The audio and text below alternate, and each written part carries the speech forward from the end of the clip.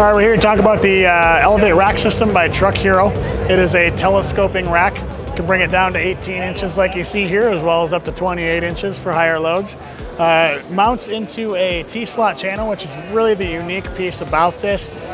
Works with really any inside mount cover, so several of our Truck Hero covers that would work with.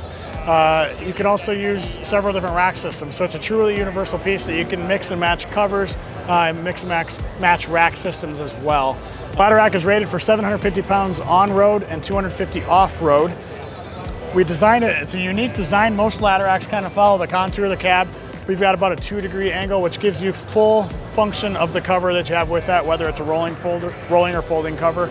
It won't contact the ladder rack, which is really unique about this ladder rack. One more piece that's unique about this rail is we've got cargo management tie downs. You can actually slide these along anywhere along the rail, which is really cool.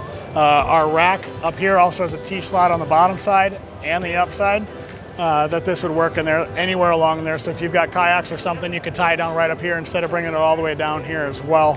So if you need more information on this, you can find us at truck-hero.com.